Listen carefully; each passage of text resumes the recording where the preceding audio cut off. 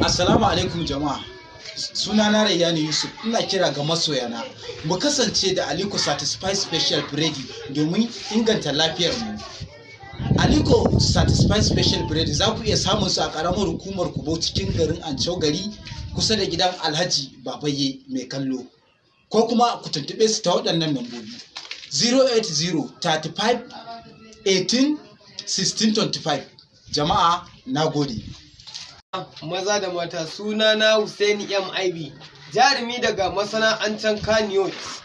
Ina ƙara kiran masoyana maza da mata da ku kasance tare da Aliko Satisfy Special Bread don mun inganta rayuwarku, zai gina muku jiki, zai ƙara sa fatan ku ta shenin, za ku more rayuwa muddin kuna cin Aliko Bread.